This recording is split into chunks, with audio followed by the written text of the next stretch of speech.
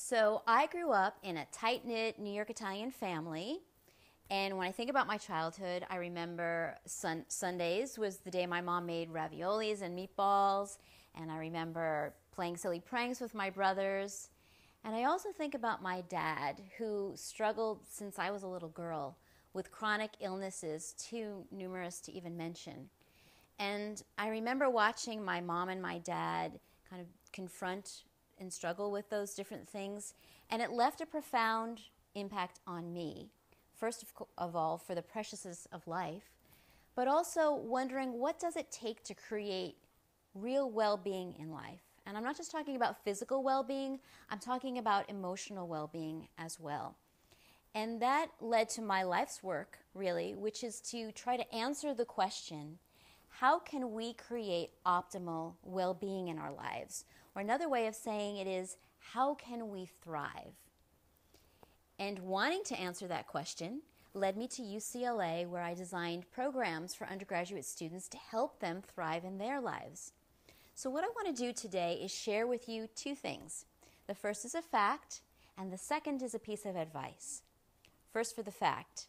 When it comes to thriving, the research shows that one of the greatest predictors of your well-being, and I'm talking about personally and professionally, is your ability to do something that you can learn, and that is to manage your emotions. It turns out that people who know how to manage their emotions effectively are more successful in all areas of their lives than people who haven't learned this skill.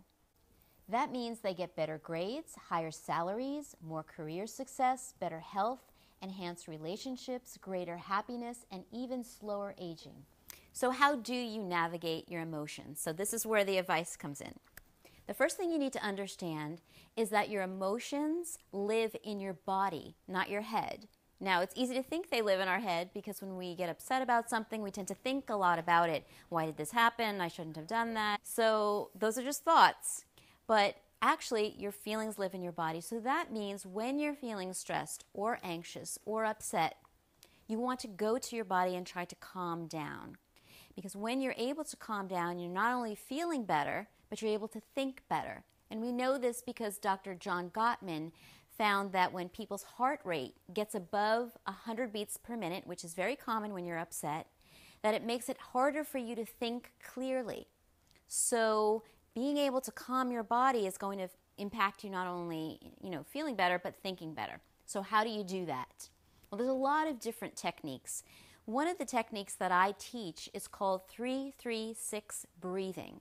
And it's a breathing technique that is specifically designed to calm your body. Now, one of my students at UCLA, when I first started to teach this, said to me, well, I don't really understand why focusing on my breathing is going to change my life. And that was actually a very good question. So what I did is I brought in little mini biofeedback meters and hooked everybody up to them. And we did a 10-minute 3-3-6 breathing exercise.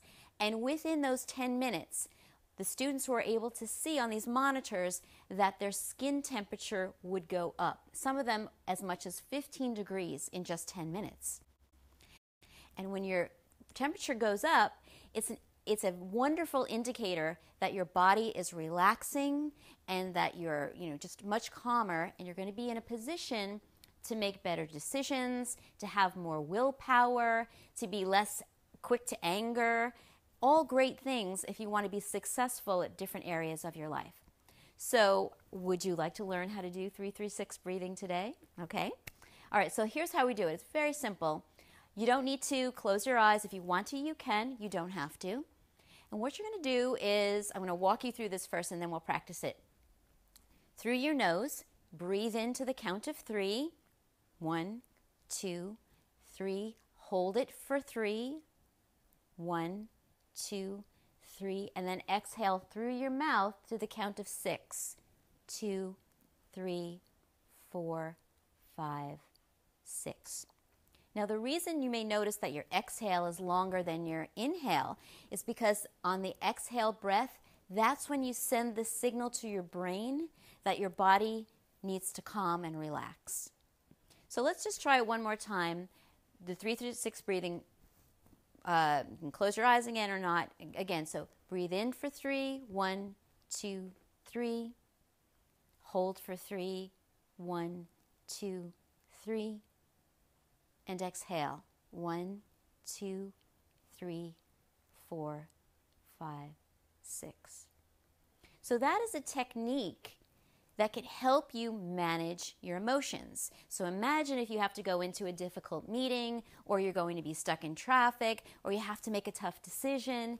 This is the type of a technique that you can use that will help you develop more clarity and calmness so that you can make good decisions, that you can handle situations appropriately and with finesse and with emotional savvy. And these are the things that lead to your success in life.